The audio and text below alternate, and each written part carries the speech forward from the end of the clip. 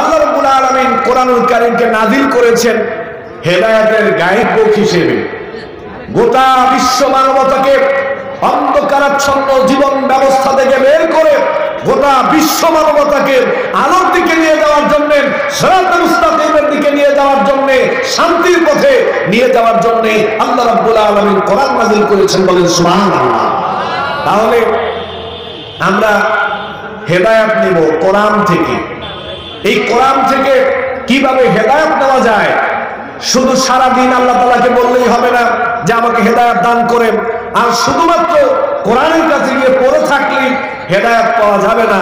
বরং এই কোরআনকে জানতে হবে, বুঝতে হবে, কোরআনের সাথে সুসম্পর্ক গড়তে হবে, এছাড়া হেদায়েত পাওয়া যাবে।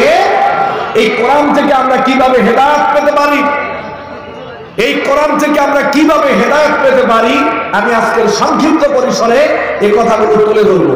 শুনবেন তো ইনশাআল্লাহ? মন দিয়ে শুনবেন তো ইনশাআল্লাহ? আল্লাহ তাআলা তৌফিক দান করুন, আমিন। দেখুন, দুনিয়াতে আল্লাহ রাব্বুল আলামিন আমাদের জন্য কোরআন দিলেন। এখন এই কোরআন যদি আমরা না পড়ি, কোরআন তেলাওয়াত না করি, কোরআন অনুযায়ী নিজেদের জীবনকে গঠন না করি, একদিকে তো হেদায়েত পাবো না, পাবোই না, আরেকদিকে পরকালে খবর আছে না নাই? কোন খবর আছে না নাই? আল্লাহ রাব্বুল আলামিন বলেন, وقال الرسول يا رب إن قوم اتخذوا هذا القرآن مهجورا। আল্লাহ রাব্বুল আলামিন বলেন, কিয়ামত দিবসে বিচারের মাঠে আল্লাহর নবী আল্লাহর কাছে অভিযোগ করবেন, মামলা দায়ের করে বলবেন, রব্বুল আলামিন এরা আমার জাতির মানুষ ছিল, এরা আমার উম্মত ছিল, এরা আমার সম্প্রদায় ছিল, তারা কোরআনকে মূল্যায়ন করে নাই, কোরআনকে পরিত্যাজ্য বিষয় বানিয়ে ফেলেছিল, কোরআনকে অপ্রয়োজনীয় বিষয় বানিয়ে ফেলেছিল। অতএব আজকে আমি তাদের বিরুদ্ধে মামলা করলাম। মামলা করবেন আল্লাহর নবী আমাদের বিপক্ষে যদি আমরা কোরআনকে পরিত্যাজ্য বিষয় মনে করি, কোরআনকে অপ্রয়োজনীয় বিষয় মনে করি, কোরআন থেকে যদি নিজেদেরকে আমরা দূরে রাখি, স্বয়ং আল্লাহর নবী আল্লাহর কাছে আমাদের বিরুদ্ধে অভিযোগ করবেন, মামলা করবেন। নাউযুবিল্লাহ।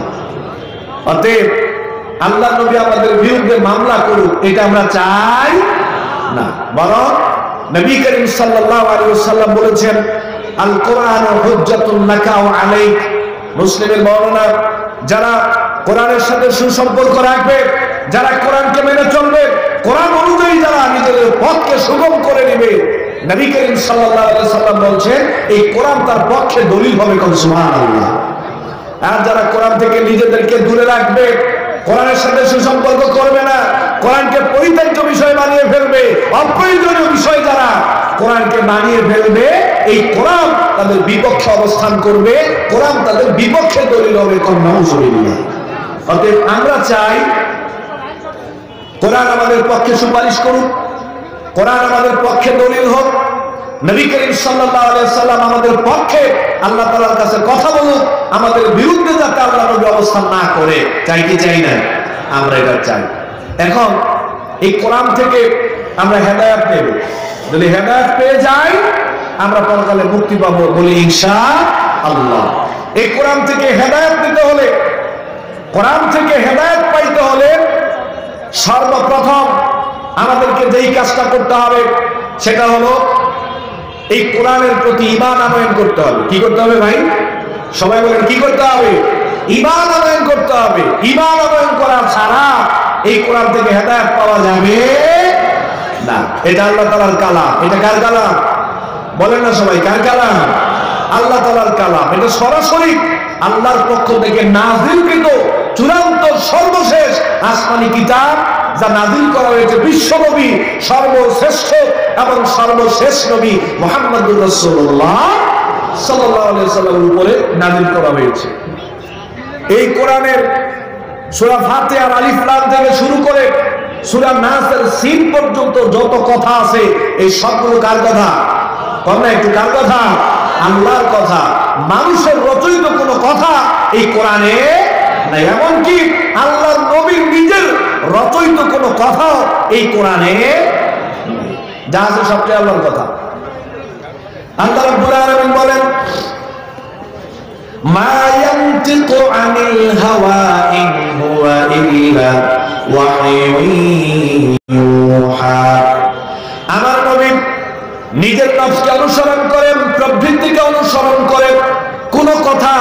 নামে কোরআনের ভিতরে চালান নাই, বরং আমি আল্লাহ তাআলা ওহীর মাধ্যমে যা নাযিল করেছি আমার নবী সেই ওহীর কথার মাধ্যমে দ্বীন প্রচার করেছেন। সুবহানাল্লাহ। আল্লাহ রাব্বুল আলামিন আরো জানিয়ে দিলেন, ওয়ালাউ তাকাওয়ালা আলাইনা বা'দাল আকাওয়িল লা আখাযনা মিনহু বিল ইয়ামিন সুম্মা লাকাতা'না মিনহুল ওয়াতীন। আল্লাহ রাব্বুল আলামিন বললেন, আমার নবী যদি নিজের থেকে কোনো কথা রচনা করে দ্বীনের ভিতরে নবীর নামে চালাইতেন, কোরআনের ভিতরে নবীর নামে চালাইতেন, আমি আল্লাহ তাআলা নবীর ডান হাতকে চেপে ধরতাম এবং নবীর কণ্ঠনালীকে আমি আল্লাহ তাআলা কেটে ফেলে দিতাম। নবী যা কিছু বলেছে এগুলো নবীর রচিত কথা নয়, আমি আল্লাহ তাআলা নবীকে যা বলতে বলেছি আমার নবী আমি আল্লাহর কথাগুলোই তোমাদের মধ্যে প্রচার করেছেন। আমার কথা সুবহানাল্লাহ। অতএব এই কোরআনুল কারীমের প্রতি ঈমান আনয়ন করতে হবে। এটা আল্লাহ তাআলার আসমানি কিতাব, যা কিছু বলা হয়েছে সবচেয়ে আল্লাহ তাআলার কালাম, আল্লাহ তাআলার কথা। এখানে যা কিছু বলা হয়েছে সব সত্য কথা। এটা মানুষের জন্য হেদায়েত, মানুষের জন্য গাইডলাইন। কোন সুবহানাল্লাহ। আল্লাহ তাআলা কোরআনুল কারীমের ব্যাপারে বলেছেন এটা হলো সর্বশ্রেষ্ঠ এবং সর্বশেষ চূড়ান্ত আসমানি কিতাব। ইতিপূর্বে যত আসমানি কিতাব আল্লাহ তাআলা নাযিল করেছিলেন এই কোরআনুল কারীমের মাধ্যমে সমস্ত আসমানি কিতাবকে আল্লাহ তাআলা রহিত করে দিয়েছেন, ঠিক না? সব আল্লাহ তাআলা রহিত করে দিয়েছেন। এখন যারা হেদায়েত পেতে চায়, পূর্ববর্তী কোন আসমানি কিতাব, মানব রচিত কোন কিতাব কেউ যদি অনুসরণ করে মেনে চলে তার কপালে হেদায়েত জুটবে। হেদায়েত পেতে হলে কার কাছে আসতে হবে? কন্যা কার কাছে আসতে হবে? কোরআনুল কারীমের কাছে আসতে হবে। আল্লাহ রাব্বুল আলামিন বলেন, ফাআমিনু বিল্লাহি ওয়া রাসূলিহি ওয়ান নূরিল্লাযী আনজালনা। ঈমান আনয়ন করো আল্লাহর প্রতি, ঈমান আনয়ন করো তার রাসূলের প্রতি, ঈমান আনয়ন করো সেই নূরের প্রতি যে নূর আমি আল্লাহ রাব্বুল আলামিন নাযিল করেছি। তাফসীরকারগণ বলেন এখানে নূর বলতে আল্লাহ রাব্বুল আলামিন কোরআনুল কারীমকে বুঝিয়েছেন। আল্লাহ বললেন তোমরা সবাই কোরআনুল কারীমের প্রতি ঈমান আনয়ন করো। সুবহানাল্লাহ। আল্লাহর প্রতি ঈমান, তার রাসূলের প্রতি ঈমান এবং নূর তথা আল কোরআনুল কারীমের প্রতি তোমরা ঈমান আনয়ন করো। দেখুন, আপনি একটু আওয়াজ দিয়ে বলেন তো, এই কোরআনের প্রতি আমাদের ঈমান আছে না নাই? সবাই বলেন আছে না নাই? কোরআনুল কারীমের প্রতি আমাদের ঈমান আছে। অত্যন্ত পরিতাপের ব্যাপার, অত্যন্ত পরিতাপের ব্যাপার। পৃথিবীর সবাই জানে এই কোরআনুল কারীম আসমানের কিতাব। যারা মুসলিম তারাও বলে, যারা অমুসলিম তারাও বলে এটা আল্লাহ তাআলার কালাম, এটা আল্লাহ নাযিল করেছেন। শোনো, ঈমান আনয়ন করার মানে এই না যে হ্যাঁ বিশ্বাস করলাম যে এটা আল্লাহর কালাম, বাস দায়িত্ব শেষ, এরকম না। অসংখ্য ঈমানদার মুসলমান রয়েছে যারা এই কোরআনকে আল্লাহ তাআলার কালাম মনে করার পরেও এই কোরআনের বিরুদ্ধাচরণ করে। এরকম আল্লাহর ওলি আছে না নাই? কোন আছে না নাই? ওরা কিন্তু মুসলমান, নিজেদেরকে মুসলিম মনে করছে, ঈমানদার মনে করছে, তারা বিশ্বাস করে যে আল্লাহ তাআলার কালাম, তারপরেও আল্লাহ তাআলার অসংখ্য বিধিবিধানের ব্যাপারে তাদের আপত্তি আছে না নাই? কোন আছে না নাই? ইসলামে অসংখ্য বিধিবিধানের ব্যাপারে তারা আপত্তি করে, বিদ্বেষ লালন পালন করে, তারা ঘৃণা পোষণ করে।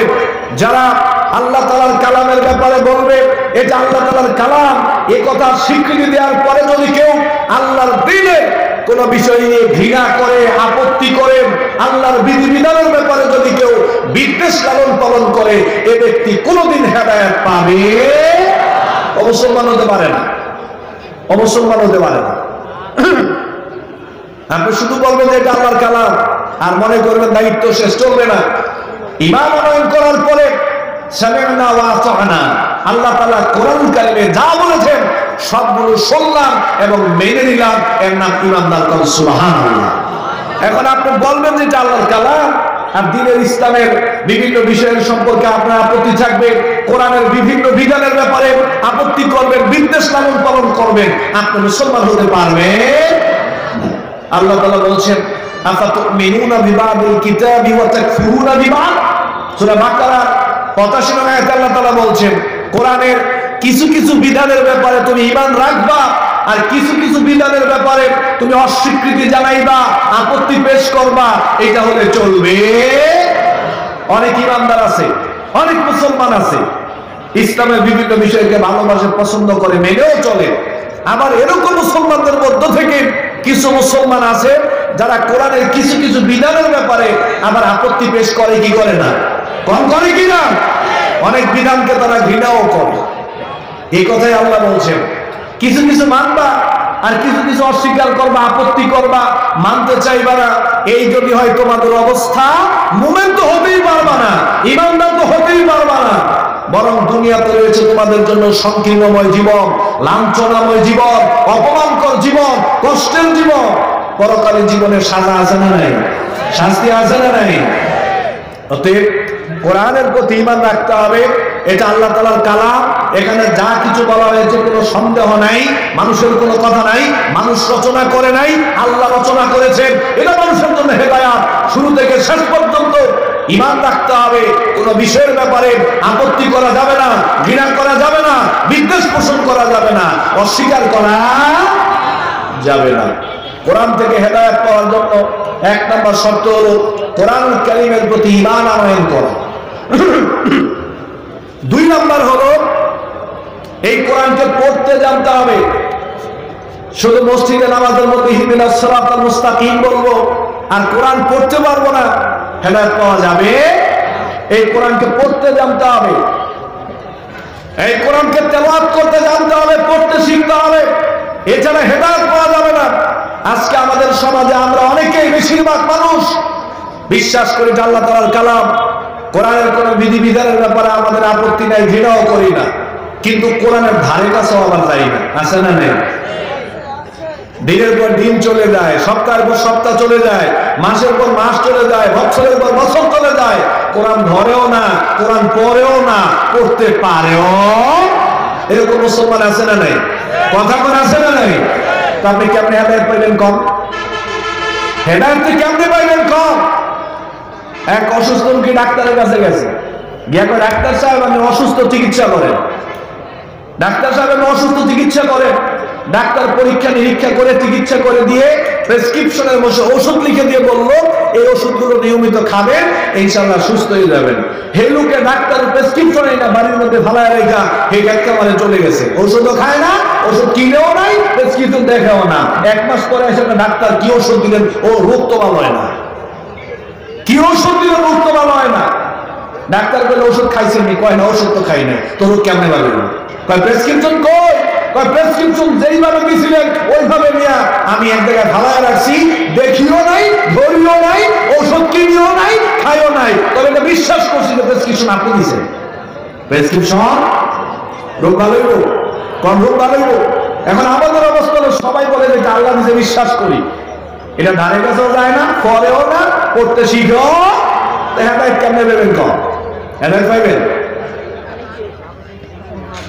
আল্লাহ রাব্বুল আলামিন কোরআনের সর্বপ্রথম যে আয়াত নাযিল করেছিলেন, ইকরা বিসমি রাব্বিকাল্লাযী খালাক খালাকাল ইনসানা মিন আলাক ইকরা ওয়া রাব্বুকাল আকরামুল্লাযী আল্লামা বিল কলম আল্লামাল ইনসানা মা লাম ইয়ালাম।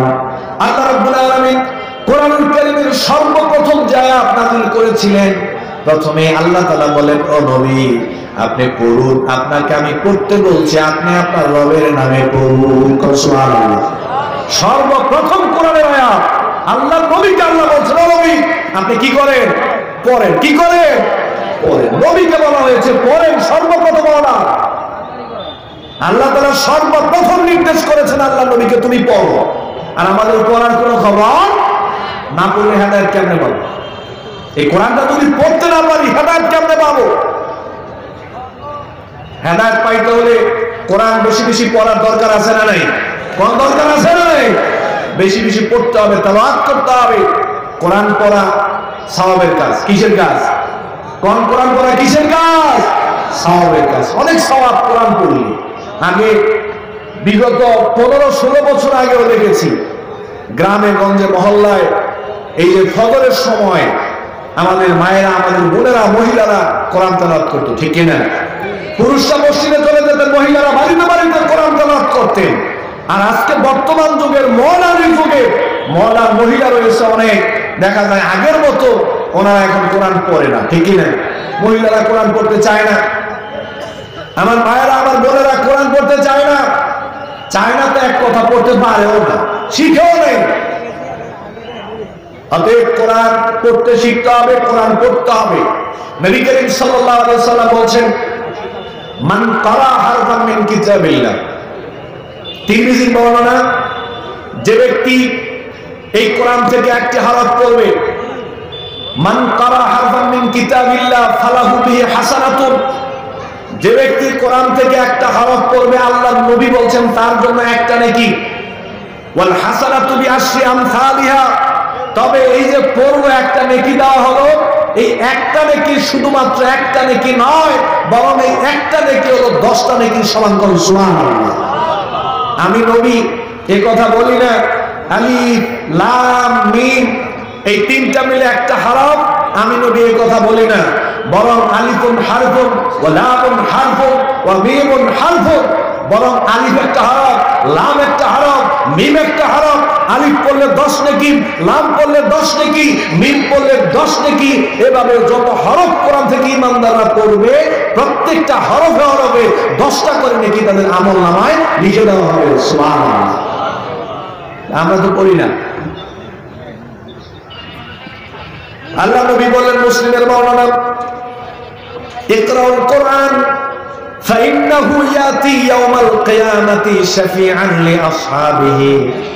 আল্লাহ নবী বলেন, বেশি বেশি করে কোরআন পড়ো, কেননা এই দুনিয়াতে যারা বেশি বেশি করে কোরআন পড়বে, কোরআন তেলাওয়াত করবে, আল্লাহ নবী জানিয়ে দিলেন কিয়ামত দিবসে এই কোরআন তাদের জন্য সুপারিশ করবে। সুবহানাল্লাহ। কোরআন বেশি বেশি পড়ো, তেলাওয়াত করো। যারা বেশি বেশি করে কোরআন পড়বে, তেলাওয়াত করবে, এই কোরআন বিচারের মাঠে তাদের জন্য শাফাআত করবে, সুপারিশ করবে। আমার কোন সুবহানাল্লাহ। আরেক বর্ণনায় আল্লাহ নবী বললেন, এই কোরআন ওয়ারতাকি ওয়ারাতিল কামা কুনতা তুরাতিলু ফিদ দুনিয়া, বিচারের মাঠে আল্লাহ রাব্বুল আলামিন এই দুনিয়াতে যারা কোরআন পড়েছিল, কোরআন তেলাওয়াত বেশি বেশি করে করেছিল, বিচারের মাঠে ফেরেশতারা তাদেরকে নিয়ে আসবে। আনার পরে তাদেরকে বলা হবে, তুমি আজকে কোরআন পড়ো, তারতিল সহকারে সুন্দর করে তুমি কোরআন পড়ো।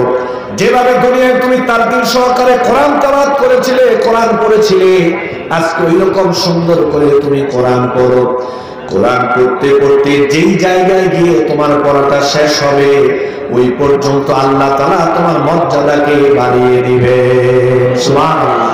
পড়তে থাকো, সুন্দর করে পড়ো, তেলাওয়াত করো। পড়তে পড়তে যেই জায়গায় গিয়ে তোমার পড়া থেমে যাবে, ওই পর্যন্ত আল্লাহ তাআলা তোমার মর্যাদাকে বৃদ্ধি করে দিবেন। কোন সুবহানাল্লাহ। অতএব আমরা যারা কোরআন পড়ি না, নিঃসন্দেহে অসংখ্য সওয়াব মর্যাদা থেকে আমরা বঞ্চিত হচ্ছি, এবং বিচারের মাঠে অপমানকর অবস্থান শিকার আমাদেরকে হতে হবে। অসংখ্য মর্যাদা থেকে আমরা বঞ্চিত হব। আবার প্রশ্ন করতে পারেন যে, হুজুর, আমার তো কোরআন পড়তে মন চায়, আমার তো কোরআন পড়তে মন চায়, কিন্তু আমি তো পারি না, পড়তে গেলে আটকে যায়, ঠেকে যায়। অনেক বড় বড় ব্যবসায়ী, অনেক বড় বড় শিল্পপতি, অনেক বড় বড় রাজনীতিবিদ এবং আমাদের অনেক বড় বড় চাকরিজীবী মায়েরা, বোনেরা, দেখা যায় জেনারেল শিক্ষায় শিক্ষিত হওয়ার কারণে অনেক ক্ষেত্রে কোরআন পড়তে পারে না। পড়ার আগ্রহ আছে, পড়ার চেষ্টা করে, পড়তে গেলে আটকে যায়, ঠেকে যায়। আমার অনেক মুরব্বী চাচারাও আছেন, যুবক ভাইরাও আছেন, কোরআন পড়তে গেলে ঠেকে যান, আটকে যান, এই জন্য অনেকে পড়তে চায় না। আল্লাহ নবী বলেন, বুখারীর বর্ণনা, আল মাহিরু বিল কোরআনি মা'আস সাফারাতিল কিরামিল বারারা, যারা সুন্দর করে ভালো করে যারা কোরআন পড়তে পারে, কোরআন পড়ায় যারা পারদর্শী, বিচারের মাঠে সম্মানিত ফেরেশতাদের সাথে তারা অবস্থান করবে। সুবহানাল্লাহ। ওয়া ইয়াতাতাশাকুল্লাহু আজরান, আর যারা কোরআন পড়তে পারে না, কোরআন পড়ার ইচ্ছা আছে, আগ্রহ আছে, কোরআন পড়তে গেলে আটকে যায়, থেকে যায়, তাতা মানে আটকে যাওয়া, থেকে যাওয়া। আল্লাহ নবী বললেন যারা কোরআন পড়তে পারে, পড়ার আগ্রহ আছে, পড়তে গেলে থেকে যায়, আটকে যায়, ওই মানুষগুলো কোরআন পড়লে তাদের জন্য ডাবল সওয়াব। সুবহানাল্লাহ। কথা বুঝেন নাই মনে হয়? যারা কোরআন পড়তে পারে, বিশুদ্ধভাবে যারা কোরআন পড়তে পারে, তাদের সম্মান হলো তারা সম্মানিত ফেরেশতাদের সাথে অবস্থান করবে বিচারের মাঠে। আর আমরা যারা কোরআন পড়তে পারি না, পড়তে গেলে আটকে যায়, থেকে যায়, পড়ার আগ্রহ আছে, পড়তে গেলে আটকে যায়, থেকে যায়, আল্লাহ নবী বলছেন এরা যদি কোরআন পড়ে এদের জন্য ডাবল সওয়াব। সুবহানাল্লাহ। যারা কোরআন পড়তে পারে ওরা কোরআন পড়লে যদি 1000 নেকি পায়, যারা কোরআন পড়তে পারে না তবে পড়ে, পড়তে গেলে আটকে যায়, তারা কোরআন পড়লে তাদের জন্য 2000 সওয়াব। মানে যারা পড়তে পারে তারা পড়লে 2 সওয়াব, যারা পড়তে গেলে আটকে যায় তারা কোরআন পড়লে ডাবল সওয়াব। সুবহানাল্লাহ। কিন্তু পরিতাপের ব্যাপার হলো আমাদের সমাজে আমরা একটা কথার প্রচলন করে দিয়েছি। প্রচলন কি? আমরা সমাজের মুরব্বীদেরকে বলি, বিচারপতি, শিল্পপতি, খেলোয়াড়, ক্রিকেটার, তারপরে রাজনীতিবিদ, মুরব্বীদেরকে আমরা বলি যে এইটা আপনারা বুঝবেন না, এটা আপনারা, এইটা আপনাদের জন্য নয়, এটা আলেমদের জন্য, এটা মুফতি সাহেবদের জন্য, এটা মুফাসসিরদের জন্য। সাধারণ মানুষ কোরআন বুঝবে না, এই জন্য সাধারণ মানুষকে কোরআন ধরতে দেয় না, কোরআন পড়তে দেয় না। আছে না নাই?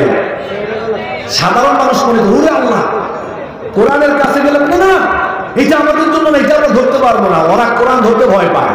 কোরআন ধরতে আমরা ওদেরকে এত সংকীর্ণ করে দিয়েছি, কোরআনের ব্যাপারে এত ভয় ঢুকিয়ে দিয়েছি। এখন জেনারেল শিক্ষায় শিক্ষিত মানুষরা কোরআন ধরতে চায় না, ধরলে ভয় পায়, ধারে কাছেও যেতে চায় না। অথচ আল্লাহ বলছেন ওয়ালাকাদ ইয়াসসারনাল কুরআনা লিযিকর। আল্লাহ তাআলা বলেন কোরআনকে আমি সহজ করে নাযিল করেছি, আমরা কোরআনকে কঠিন করে উপস্থাপন করছি। আল্লাহ বলতেছে সহজ, আমরা বলতেছি কঠিন। কার কথা সঠিক? কন্যা কার কথা সঠিক? আল্লাহর কথা সঠিক। শোনেন, আমার দিকে তাকান। কোরআন, আবার তাকান। কোরআন নিজেই নূর, কোরআন নিজেই নূর। কোরআনের কাছে যদি কেউ না যায়, যদি কোরআন তেলাওয়াত না করে, তাহলে সে কোরআন থেকে নূর পাবে। আপনি কোরআনের কাছে যান, বুকে জড়িয়ে ধরুন, কোরআনে চুপো দিন, খুলে আঙুল দিয়ে দিয়ে একটু পড়ার চেষ্টা করেন, কোরআনের সাথে মহব্বত করে পড়ার চেষ্টা করেন, নূর পাবেন কি পাবেন না? কোরআন থেকে আল্লাহ তাআলা আপনাকে নূর দিয়ে ভরপুর করে দিবেন। এখন আপনি যদি কোরআনের কাছেই না যান, আলোর কাছেই না যান, ভালো মানুষের সংস্পর্শে না গেলে ভালো কেমন হবে? কোরআনের কাছে যদি আপনি নাই যান, হেদায়েত কেমন পাবেন? হ্যাঁ, এই কথা সত্য। কোরআনের যে গভীরত্ব রয়েছে, কোরআনের ভিতরে যে জ্ঞান গর্ব কথা রয়েছে, ফাতোয়া রয়েছে, এগুলো আলেমদের কাজ। এগুলো কাদের কাজ? এগুলো আলেমদের কাজ। এগুলো সাধারণ মানুষ আমরা করতে পারবো না। তবে সাধারণ মানুষকে অবশ্যই কোরআন পড়তে হবে, কোরআন জানতে হবে, কোরআন বুঝতে হবে, ঠিক না? কোরআন তেলাওয়াত করতে হবে। যারা আমরা এখানে আছি, আমাদের যাদের কোরআন তেলাওয়াত শুদ্ধ নয়, যারা কোরআন পড়তে গেলে আমরা ভুল করি, অনেকে আছে নামাজ পড়ি কিন্তু কোরআন তেলাওয়াত শুদ্ধ না। তো কোরআন তেলাওয়াত যদি শুদ্ধ না হয় তো নামাজ হবে? নামাজ হবে? নামাজ নষ্ট হয়ে যাবে, নামাজ নষ্ট হয়ে যাবে। আপনারা জানেন কোরআনে একটা সূরা আছে, সূরার নাম হলো সূরা ইখলাস। কুল হুয়াল্লাহ সূরা। আমার দিকে তাকান। এই যে কুল হুয়াল্লাহ সূরা, একটা হচ্ছে কাফ আর একটা হচ্ছে কফ। একটা হচ্ছে কাফ আর একটা কফ। কোন মোটা করে হবে কোন? হে নবী আপনি বলুন আল্লাহ একক একক। হে নবী আপনি বলেন আল্লাহ একক একক। এখন আপনি যদি এটা পড়ার সময় মোটা করে কাফ উচ্চারণ করতে না পারেন, আপনি যদি চিকন করে বলেন যে কুল, কি কুল? কুল মানে খাও, কুল মানে কি? খাও। ছোট কাপ দিলে কুল, হে নবী তুমি খাও, আল্লাহ একক একক। নাউযুবিল্লাহ। অর্থের পরিবর্তন হয়ে গেল না? অর্থ হলো হে নবী আপনি বলুন আল্লাহ একক একক। উচ্চারণের কারণে আপনি পড়লেন কুল হুয়াল্লাহু আহাদ, তাহলে অর্থ হয়ে গেল হে নবী আপনি খান, আল্লাহ একক একক। নাউযুবিল্লাহ। এইভাবে কোরআনের পরতে পরতে যদি আমরা বিশুদ্ধভাবে কোরআন পড়তে না পারি, বিশুদ্ধভাবে কোরআন পড়া না শিখি, তাহলে কোরআন পড়তে গেলে ভুল করব, আর ভুল পড়তে গেলে অর্থের বিকৃতি হবে কি হবে না? অতএব বিশুদ্ধভাবে কোরআন পড়তে না পারলে কিন্তু নামাজ হবে না। এই জন্য বিশুদ্ধভাবে কোরআন শিখার দরকার আছে না নাই? কোরআন শিখার দরকার আছে না নাই? কোরআন বিশুদ্ধভাবে পড়তে জানতে হবে, অর্থ সহ কোরআন পড়তে হবে। এখন তো বলতে পারবে হুজুর অর্থ ছাড়াই তো পড়তে পারি না, আমার অর্থ সহ কোনকে? অর্থ সহ পড়তে হবে, অর্থ সহ জানতে হবে। কারণ অর্থ সহ যদি আপনি না পড়েন, অর্থ যদি আপনি না জানেন, তাহলে আল্লাহ তাআলা কোরআনে কি বলেছেন এটা কেমনে জানবেন? তো এই কোরআনে আল্লাহ তাআলা কি বলেছেন এটা জানার জন্য অর্থ সহ পড়ার দরকার আছে না নাই? কথা কোন অর্থ সহ পড়ার দরকার আছে না নাই? প্রতিদিন কম বেশি অর্থ সহ কোরআন পড়তে হবে। রাজি আছি ইনশাআল্লাহ? আল্লাহ তাআলা আমাদের সবাইকে তৌফিক দেন। কোন আমিন? আরো জোরে কোন আমিন? 2 3 নাম্বার শর্ত হলো আমি কোরআনের প্রতি ঈমান আনলাম, এই কোরআনকে পড়তে শিখলাম, তেলাওয়াত করলাম, অর্থ সহ পড়লাম। এইবার আমাকে আপনাকে যেই কাজটা করতে হবে সেটা হলো এই কোরআন আবার অপরকে শিক্ষা দিতে হবে। কি দিতে হবে? অপরকে কোরআন আবার শিক্ষা দিতে হবে। কারণ অপরকে কোরআন যদি আমরা না শিখাই তাহলে আবার আমাদেরকে জবাবদিহিতার কাঠ জড়ায় দাঁড় করানো হবে।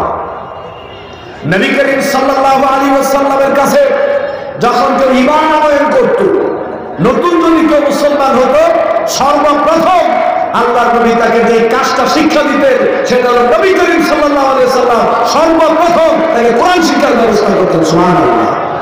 ঈমান আনয়ন করেছো, যদি কেউ কোরআন পড়তে না পারতো তাহলে তাকে কোরআন শিখানোর ব্যবস্থা করে দিতেন। আজকে বাংলাদেশে কোরআন শিক্ষার ব্যবস্থা এটা রাষ্ট্রীয়ভাবে করতে হবে, ঠিক কিনা? মানে ঠিক কিনা? কোরআন শিক্ষার ব্যবস্থা রাষ্ট্রীয়ভাবে করতে হবে। কারণ মুহাম্মদ সাল্লাল্লাহু আলাইহি ওয়াসাল্লাম কেউ ঈমান আনয়ন করলে, ইসলাম কবুল করলে রাষ্ট্রীয়ভাবে নবী করিম সাল্লাল্লাহু আলাইহি ওয়াসাল্লাম কোরআন শিক্ষার ব্যবস্থা করতেন। আজকে বাংলাদেশে 95% মুসলমান, বাংলাদেশের মাননীয় প্রধানমন্ত্রী তিনি মুসলিমা নারী। অতএব অবশ্যই রাষ্ট্রীয়ভাবে দায়িত্ব নিয়ে কোরআন শিক্ষার ব্যবস্থা করে দিতে হবে, ঠিক কিনা? কম এটা আপনাদের দায়িত্ব, এটা রাষ্ট্রের দায়িত্ব, সবার দায়িত্ব, কিন্তু বিশেষভাবে এটা রাষ্ট্রের দায়িত্ব যেটা আপনি মুসলিম। অবশ্যই রাষ্ট্রীয়ভাবে রাষ্ট্রীয় অর্থ খরচ করে এদেশের মানুষকে, নারী পুরুষ সবাইকে যারা কোরআন পড়ে না তাদের কোরআন শিক্ষার ব্যবস্থা করার দরকার আছে না নাই? অবশ্যই করতে হবে। আমরা সামাজিকভাবে কোরআন শিক্ষার ব্যবস্থা করব। আল্লাহ নবী বলেন বুখারী মাওলানা, খায়রুকুম মান তাআল্লামাল কুরআনা ওয়া আল্লামা, তোমাদের মধ্যে সবচাইতে উত্তম মানুষ, সবচাইতে ভালো মানুষ হলো ওই মানুষগুলো যারা নিজেরা কোরআন শিখে এবং অপরকে কোরআন শেখানোর ব্যবস্থা করে দেয়। সুবহানাল্লাহ। নিজে কোরআন শিখে অপরকে শেখায়, শেখানোর ব্যবস্থা করে দেয়। আজকে শুনেন, আমাদের সমাজের অবস্থা বলি আমি, আপনাদের অবস্থা আমি জানি না, তবে আমাদের সমাজের অবস্থা হলো সকালবেলায় হুজুররা যেই বক্তব্য পড়ান, এই বক্তব্যের মাধ্যমে কিন্তু আমরা প্রথমে কোরআন শিখেছি, ঠিক কিনা? ঠিক কিনা? বক্তব্যগুলো যদি গ্রামে গঞ্জে মহল্লায় যদি বক্তব্যগুলো না থাকতো, এদেশের মাটিতে কোন আলেম তৈরি হতে পারত? আমরা সবাই কোরআন শিখেছি, নামাজ শিখেছি মক্তব থেকে। মক্তবের পরিতাপের ব্যাপার, আজকে দিন দিন মক্তবগুলো উঠে যাচ্ছে, মক্তবগুলো কমে যাচ্ছে। সকালবেলায় কিন্ডারগার্টেন স্কুলগুলো চালু করে দিয়ে মক্তবকে বন্ধ করার একটা পায়তারা চালু হয়েছে, ঠিক কিনা? এটা একটা চক্রান্ত, একটা ষড়যন্ত্র। আর দ্বিতীয় চক্রান্ত হলো আমরা গ্রামে গঞ্জে মহল্লায় আছি, মক্তব চালানোর জন্য ইমাম সাহেব রাখতে হয়, হুজুর রাখতে হয়, ওনাকে বেতন দিতে হয় মাস শেষে 7,000 টাকা 8,000 টাকা, আছে না নাই? এই টাকাগুলো কি আসমান থেকে আসে? আমাদের মিলে মিলে দিতে হয়।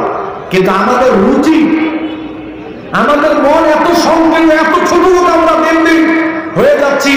মক্তবের হুজুরের বেতন মাত্র 5,000 6,000 টাকা, তাও দেখা যায় 1.5-2 মাস বকেয়া থাকে, আছে না নাই? গ্রামের মানুষদের বেতন একজনের 250 টাকা, বলছে তুমি 50, তুমি 50, তুমি 50, তুমি 80, তুমি 100, এভাবে মিলিয়ে জিলিয়ে 6-7 হাজার টাকা দেওয়া হয়। বর্তমান সময়ে গ্রামের মধ্যে এমন সংকীর্ণ মানুষের তৈরি হয়েছে, 50 টাকা বেতন দিবে তাও 1.5-2 মাস বাকি রেখে রেখে দেয়, ঠিক কিনা? যথাসময়ে সে বেতনটা দিতে চায় না, বেতনটা পর্যন্ত দিতে চায় না যথাসময়ে। আর উল্টো আরো ফাফর আছে না নেই? ওরে আল্লাহ, কি ফাফর মাদ্রাসা এসে এটা হইলো কেন, এটা করলেন না কেন, মক্তব আজকে দেরি হইলো কেন, ছুটি দেরি হয়েছে কেন, তাড়াতাড়ি দিচ্ছেন কেন, কত সাত মক্তবের শিক্ষককে বেতন দেয় 50 টাকা, তাও 2 মাস। আরে মিয়া, যেই লোকটা ইমামতি করে মক্তব চালায়, ওনার তো ফ্যামিলি আছে, আপনি জান না? আপনাকে আমি 10,000 টাকা বেতন দিলে 1 মাস চাকরি করে আসেন। এই প্রচন্ড শীতের মধ্যে ঘুম থেকে নিজের বিবি বাচ্চা কাচ্চাকে রেখে শীতের মধ্যে হুজুর ঘুম থেকে উঠে তিনি গিয়ে একা একা এই ভয় কাটিয়ে মসজিদে গিয়ে আজান দেন, আজান দিয়ে মসজিদ পরিষ্কার করেন, তারপরে মুসল্লিরা আসে নামাজ পড়ান, ওরা চলে গেলে লাইট ফ্যান অফ করে আবার সকালবেলা মক্তব পড়ার সবকিছু দেখাশোনা করে সবকিছু ধুয়ে টুয়ে বসে উনি ওনার কাজে চলে গেলেন। আবার জোহর, আবার আসর, আবার মাগরিব, আবার এশা, সবাই চলে গেলেন। 10টার সময় তিনি গিয়ে কষ্ট করে কাজ করে বিছানায় শোন, আবার ফজরে আসতে হয়। একটা মাস এরকম পরিশ্রম করার পরে 6,000 7,000 টাকা আপনাকে 10,000 টাকা দিব, একটা মাসের জন্য পরিশ্রমটা করে দেবেন রাজি হন? আপনারা মনে করছেন মিয়া যে হুজুরের সব টাকা নিয়ে দিয়েছে? বিবেক খাতা অনেকটা হুজুর কত পরিশ্রম করে, তারপরে 50 60 70 টাকা বেতন দিতে চায় না, অথচ 20 টাকার বেতন 3 বছর, 20 টাকার বেতন 300 টাকা, 1 মাসে বকেয়া নেয়। 50 টাকা বেতন, 50 টাকা বেতন, বললাম যে ভাই আপনার 20 টাকা বাড়ায় দেন, 70 টাকা দিয়ে হুজুরের এই বছর থেকে জানুয়ারি মাস থেকে বেতনটা বাড়াবো, আপনি 20 টাকা বেশি দিয়ে। হুজুর আমার খুব সমস্যা আছে, খুব সমস্যা আছে, কিন্তু 20 টাকার বেতন 300 টাকা 1 মাসে, কত সমস্যা। 20 টাকা বেশি দিতে চায় না বেতন, ওইদিকে ওয়াইফাই বিল 500 টাকা, সারাদিন ধরে 20 টাকা চলে, এটা বিল 1 মাসে বাকি না, 300 টাকা চাওয়া লেগে দিয়ে দেয়। আর মক্তবের বেতন কোরআন শিক্ষা হবে, ইমাম সাহেব নামাজ পড়ায়, আল্লাহর ঘর মসজিদে দেখাশোনা করে, ওই জায়গায় 20 টাকা বেশি দিতে চায় না। মন কত সংকীর্ণ, কত ছোট লোক হলে কাজ করতে পারে, ঠিক কিনা? খায়রুকুম মান তাআল্লামাল কোরআন ওয়া আল্লামা। আল্লাহ নবী বলেছেন বুখারী বর্ণনা, সবচেয়ে উত্তম মানুষ ওই মানুষগুলো যারা নিজেরা কোরআন শিখে এবং অপরকে কোরআন শিক্ষার জন্য সার্বিক প্রচেষ্টা চালায়, কোরআন শিক্ষার ব্যবস্থা করে দেয়। সুবহানাল্লাহ। হাতাবায়ের দুই ভাই, আল্লাহ নবী বলেন লাইসাল গিনা আন কাসরাতিল আরাদি ওয়ালাকিনাল গিনা গিনান নাফস। যার অর্থ সম্পদ টাকা পয়সা আছে, আভিজাত্য আছে, ওই মানুষটা ধনী নয়, সবচাইতে বড় লোক ওই মানুষ যে মনের দিক থেকে ধনী, সে হলো সবচেয়ে বড় ধনী। সুবহানাল্লাহ। মন বড় করে, মন বড় করে। হুজুরের বেতন বাড়ান, হুজুরের বেতন বাড়ান। আমরা ওয়াজ করলে এক রাতে 60,000 70,000 টাকা পর্যন্ত আপনারা দিয়ে দেন। আর একজন হুজুর কত পরিশ্রম করে, একটা মাস পরিশ্রম করে, মাত্র 6 থেকে 7,000 টাকা বেতন, এই টাকা দিয়ে পুরো পরিবারটা চালাতে হয়। আর আমাদেরকে 1 ঘন্টার জন্য 60,000 70,000 টাকা দিয়ে আমি ওয়াজ করতে কি টাকায় জীবনে চলে গেলাম। হুজুর একটা মাস পরীক্ষা করছে, একটা মাস পরিশ্রম করার পরে 6-7,000 টাকা বেতন। দরকার কিছু না আপনাকে 60,000 টাকা দিয়ে আমাকে আনা। আজকে জুমার খুতবা রেকর্ড করলেন না কেন? অভিযোগ ক্যামেরা ভাই যারা আছেন, আপনাদের বিরুদ্ধে আমি মামলা করলাম, অভিযোগ করলাম আপনাদের কাছে, জুমার খুতবা রেকর্ড করলেন না কেন? আজকে সিফাত হাসানের ওয়াজ, সিফাত হাসানের বক্তব্য রেকর্ড হবে, এরপরে আলোচনা রেকর্ড হবে। সুবহানাল্লাহ। এই খুতবায় কারা কারা ছিলেন? হাত তোলেন। এত জ্ঞান গর্ব, এত অসাধারণ জুমার খুতবা আজকে আলোচনা হয়েছে। আমার ইচ্ছা হয়েছিল আমি 50 টাকা ক্যামেরা ফিট করে দেব। কত জ্ঞান গর্ব আলোচনা করেছেন আজকে প্রফেসর সাহেব মুক্তার আহমদ স্যার। আমি থমে তাকিয়ে রইলাম, মনে মনে চিন্তা করলাম যে আল্লাহ, এখন থেকে ওয়াজ কম করবো, ওয়াজ বেশি শুনবো। খুতবা কাকে বলে অবাক হয়ে গেলাম, কত জ্ঞান গর্ব আলোচনা। অতএব প্রিয় ভাইরা যারা আছেন, আপনারা যারা আছেন, ওই 60-70,000 টাকা দিয়ে একজন আলোচককে এনে এক রাত 1 ঘন্টা ওয়াজ শুনে দিন পরিবর্তন হবে না। ইমাম সাহেবের বেতন বাড়ান, মসজিদে তিনি খুতবা দেন, ওনার বেতন বাড়ান, ওনাকে পড়াশোনা করতে বলেন, ভালো ইমাম রাখেন, ভালো খতিব রাখেন, সমাজ পরিবর্তন হয়ে যাবে বলে ইনশাআল্লাহ। ইমাম সাহেবের বেতন 5,000। ইমাম সাহেবের চিন্তা করে এত পরিশ্রম করার পরে 5,000 টাকা বেতন, এক খুতবা দিয়ে 2 বছর চলাবে। খুতবা বিষয় একটা, এইটা দিয়ে 2 বছর চলবে, বেতন 5,000। খায়রুকুম মান তাআল্লামাল কোরআন ওয়া আল্লামা। সবচাইতে ভালো মানুষ, উত্তম মানুষ হলো ওরা যারা নিজেরা কোরআন শিখে অপরকে কোরআন শিখার ব্যবস্থা করে দেয়। এখন সুবহানাল্লাহ। তাহলে কোরআনের প্রতি ঈমান আনয়ন করলাম, কোরআনকে পড়তে জানলাম, কোরআন তেলাওয়াত করলাম, অর্থ সহ পড়তে জানলাম, অপরকে কোরআন শিক্ষা দিলাম। 3 নাম্বার হলো এই কোরআনকে মেনে চলার দরকার আছে না নাই? কথা কোন মেনে চলার দরকার আছে নাই? এই কোরআনকে মেনে চলা ছাড়া হেদায়েত পাওয়া সম্ভব। মেনে চলা লাগবে, কারণ এই কোরআন হচ্ছে নূর, এই কোরআন হচ্ছে হেদায়েতের কিতাব। এটা না মানলে হেদায়েত পাওয়া যায়। আল্লাহ রাব্বুল আলামিন কোরআনুল কারীমে ঘোষণা করে দিয়েছেন, فَإِمَّا يَأْتِيَنَّكُم مِّنِّي هُدًى فَمَن تَبِعَ هُدَايَ فَلَا خَوْفٌ عَلَيْهِمْ وَلَا هُمْ يَحْزَنُونَ। আদম আলাইহিস সালাতু ওয়াস সালাম এবং ইবলিসকে যখন বললেন, কুল্লাহবিতু মিনহা জামিআ, তোমরা এখান থেকে বের হয়ে যাও, তোমাদেরকে দুনিয়াতে পাঠানো হবে। আল্লাহ তাআলা আদম আলাইহিস সালাতু ওয়াস সালাম এবং ইবলিসকে দুনিয়াতে পাঠানোর সময় বললেন, আমি তোমাদের কাছে কিতাব পাঠাবো, গাইডলাইন পাঠাবো, যে কিতাব হেদায়েতের কিতাব। যদি তোমরা মেনে চলতে পারো তাহলে তোমাদের কোনো দুঃখ থাকবে না, ভয় থাকবে না, বরং তোমরা কল্যাণের মধ্যে থাকবা।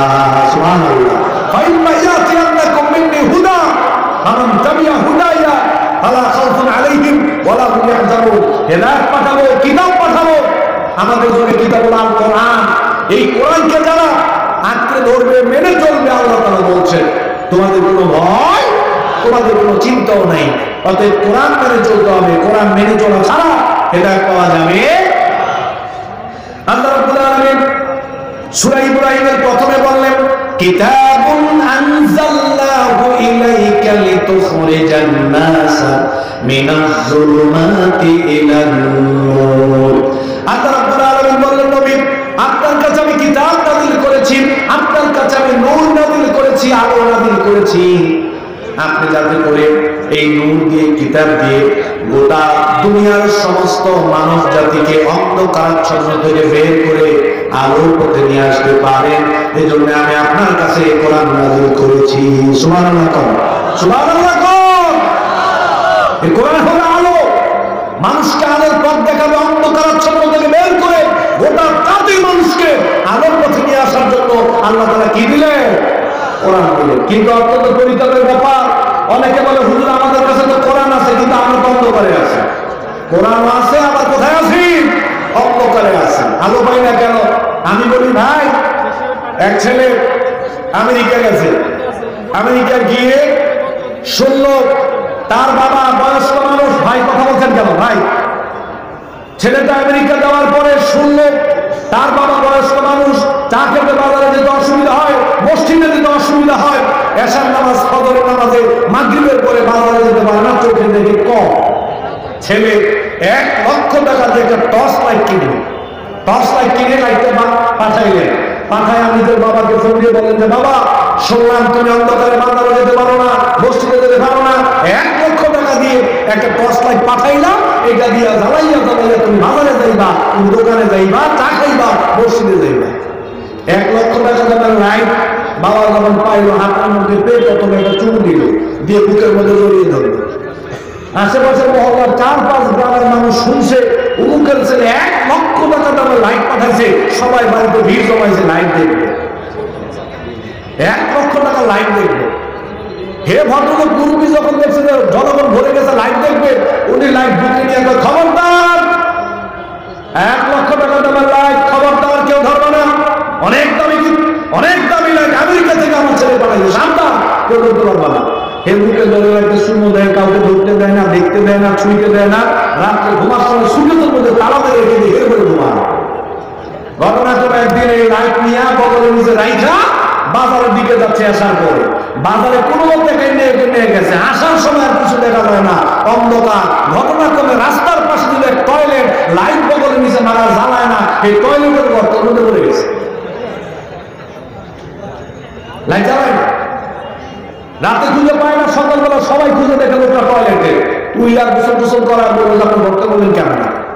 ঘরতে বললাম রাত্রে বাজার থেকে আসছিলাম, অন্ধকার রাত্রি, টয়লেটের গর্ত ছিল, পড়ে গেছি। লাইট সাথে ছিল না? হ্যাঁ লাইট সাথে ছিল, জ্বালাম না, জ্বালায় আবার 1 লক্ষ টাকা দেবে লাইট উঠে। আমেরিকা থেকে পাঠাইছে আমার সন্তান, 1 লক্ষ টাকা দামের লাইট, এটা জ্বালাইতে হবে। খালি লাইটের প্রশংসা, কিসের প্রশংসা? খালি লাইটের প্রশংসা। জনগণ বলে, আরে বেটা, আরে মিয়া, লাইট তো দামি সবাই জানে, কিন্তু দামি প্রশংসা করার জন্য ছেলে লাইট দেয় নাই, বরং লাইট দিচ্ছে এই কারণে, এই লাইটকে জ্বালাইয়া অন্ধকার দূর করবেন, পথ চলবেন, লাইট আপনাকে আলোর পথ দেখাবে, টয়লেটের গর্তে পড়া থেকে বাঁচাবে, এই জন্য আমরা লাইট দেওয়া হয়েছে। আজকের সমাজে মানুষ সবাই বলে কোরআন লৌহে মাহফুজ থেকে আসছে, অনেক দামি কিতাব আল্লাহ তাআলা নাযিল করেছেন, জিবরাইল আলাইহিস সালামের মাধ্যমে নবীর উপরে নাযিল হয়েছে, খালি কোরআনের প্রশংসা, কোরআনের প্রশংসা, মানার কোনো খবর। জাতীয় লোকের মতো বর্তমানে টয়লেটের করতে আছে। বঙ্গভবনের সংসদ ভবনে কোরআন তেলাওয়াত করা হয়, আজকে রাষ্ট্রীয়ভাবে বিভিন্ন জায়গায় বিচার কার্যালয়ে কোরআন তেলাওয়াত করা হয়, সবাই কোরআনের প্রশংসা করে, সবাই বলে যে কোরআন এই অনেক কিছু বলে। আল্লাহ তাআলা বলেন যে আরে জাতির মানুষ, কোরআনকে শুধু প্রশংসা করার জন্য নাযিল করি নাই, বরং সংসদ ভবন থেকে কোরআনের বিধানগুলোকে বাস্তবায়ন করার জন্য কোরআন নাযিল করেছি। সংসদ ভবনে বসে বসে কোরআনের প্রশংসা করছে, কোরআন তেলাওয়াত করছে, মাগার লাইট জ্বালায়, মাগার লাইট জ্বালায়। আরে লাইটের সুইচ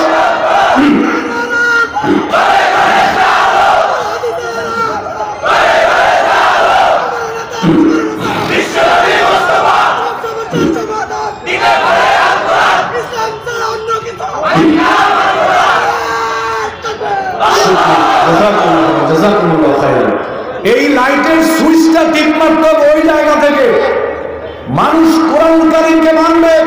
কথা শোনেন, সময় শেষ, ভালো করে 3-4 মিনিটে কিছু কথা বলে যাই। আল্লাহ তাআলা কোরআন নাযিল করেছেন শুধুমাত্র ব্যক্তিগত জীবনে মানুষ কোরআন মানবে এর জন্য নয়। আল্লাহ তাআলা কোরআন নাযিল করেছেন শুধুমাত্র পারিবারিক জীবনে মানবে এর জন্য নয়। আল্লাহ কোরআন নাযিল করেছেন শুধু সামাজিক জীবনে মানবে এর জন্য নয়।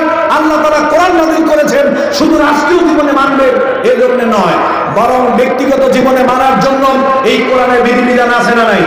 কোরআন আছে না নাই? পারিবারিক জীবনে মানার জন্য এই বিধিবিধান কোরআনে আছে না নাই?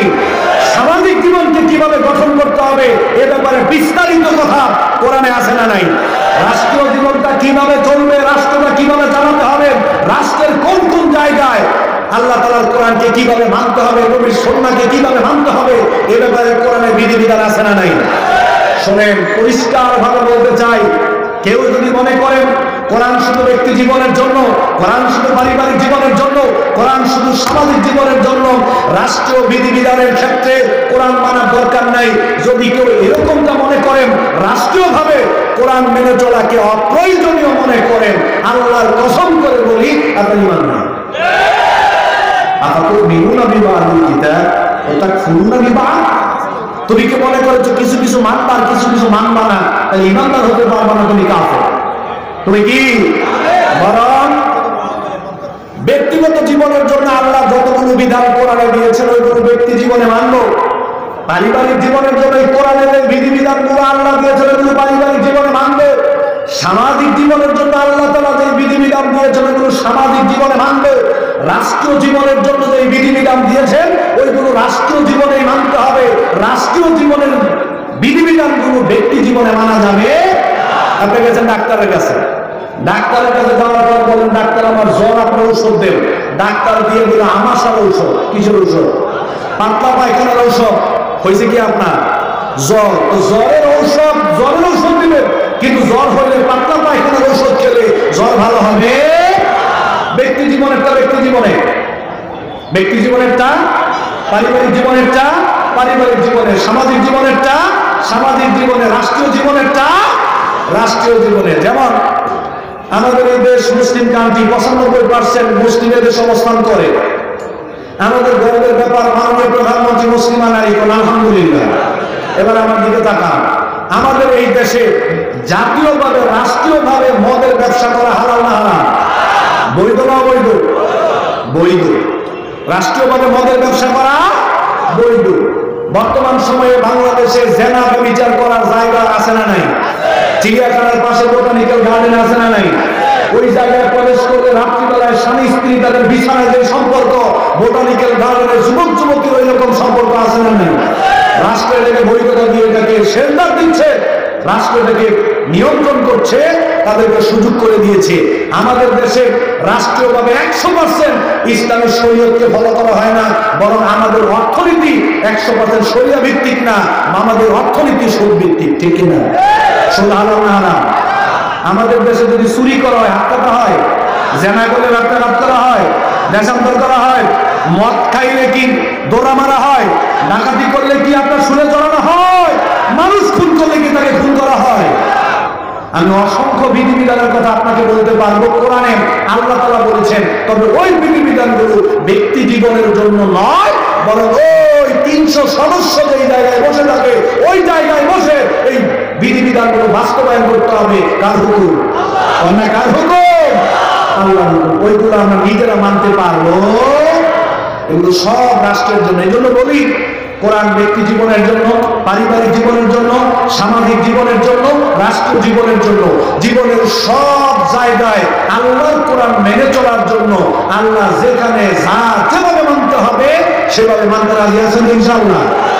যদি রাজি থাকেন তাহলে হেদায়েত পাইলেন ইমানদার। যদি কোনো কোনো জায়গায় মানতে না, আপত্তি করেন, মানতে নারাজ, অপ্রয়োজনীয় মনে করেন, হেদায়েত তো পাইবেনই না, বরং টানাটানি আছে না নাই? আমাদের সমাজে অনেকে মনে করে রাষ্ট্রের সাথে সংশ্লিষ্ট করে কোনো কথা বললেই বলে হুজুর মনে হয় কোন রাজনৈতিক দল করে। না ভাই, এখানে যারা আছেন আওয়ামী লীগের ভাই, বিএনপির ভাই, আপনাদেরকে বলি, যেহেতু আপনারা ধর্মকর্মের ব্যাপারে অতটা সচেতন নন, এটা রাজনৈতিক ইস্যু নয় ভাই, এটা জামাতে ইসলাম, আহলে হাদিস, হানাফি, এটা নির্দিষ্ট কারো ইস্যু নয় ভাই, এটা দলীয় কোনো ইস্যু নয় ভাই। আপনি যে আল্লাহর কোরআনের প্রতি ঈমান এনেছেন, আপনার পরিচয় আপনি আওয়ামী লীগ এটা নয়, আপনি বিএনপি এটা নয়, আপনার পরিচয় আপনি মুসলিম।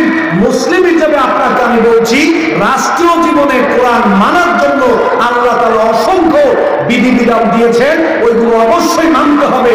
এটা নির্দিষ্ট কোনো দলের দাবি নয়, বরং এটা আল্লাহর পক্ষ থেকে অর্ডার, আল্লাহর পক্ষ থেকে নির্দেশ, মানতেই হবে আপনাকে। কবে মানবেন? কবে মানবেন? আর কবে মানবেন? বয়স 60 বছর আপনার। মানুষ জীবনের সব জায়গায় আল্লাহর কোরআন মেনে চলুক, এ ব্যাপারে আপনার কি ভূমিকা আছে? আল্লাহ যদি দিবে, তোর নাম আব্দুল্লাহ ছিল, আব্দুর রহমান ছিল, দল হয়তো আওয়ামী লীগ করছে, বিএনপি করছে, এটা ভিন্ন ব্যাপার, ওইটা পরে আসতেছি। কিন্তু জীবনের সব জায়গায় আল্লাহর কোরআন, নবীর সুন্নাহ মেনে চলার জন্য তোর কি প্রচেষ্টা ছিল? কর। জবাবটা কি দিবেন? কর। কি জবাব দিবেন আপনি? কর। আহলে হাদিস আল্লাহকে বলতে পারবে আল্লাহ চেষ্টা করেছিলাম, বিএনপি তার জামাতে ইসলাম আল্লাহকে বলবে আল্লাহ চেষ্টা করেছিলাম, হানাফি বলেন, সুন্নি বলেন, তাবলীগ বলেন, চরমলাই বলেন, সবাই বলবে আল্লাহ চেষ্টা করেছিলাম, পারি নাই। আওয়ামী লীগ বিএনপি যারা করেন, আপনাদেরকে যদি জিজ্ঞাসা করা হয় জীবনের সব জায়গায় আল্লাহর হুকুম মেনে চলার জন্য তোদের চেষ্টা কি ছিল, কি জবাব দিবেন? কর। জবাবটা কি দিবেন বলেন?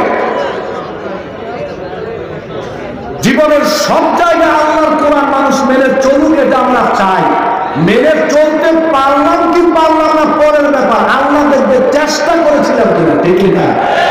আপনারা কি চেষ্টা করছেন? কর। আমার দিকে তাকান। আমি যদি বাংলাদেশের প্রধানমন্ত্রী হইতাম, কথার কথা, আমি একজন মুসলিম হিসেবে কি করতাম? আমি যদি বাংলাদেশের মাননীয় প্রধানমন্ত্রী হইতাম, তাহলে আমি দেশের মাটিতে ন্যূনতম শিরিক থাকতে আমি দিতাম না। শিরিক করতে পারবো না, ওয়াজ করে হোক, বুঝাইয়া হোক, যেভাবে হোক, আমি শিরিক থাকতে দিতাম না।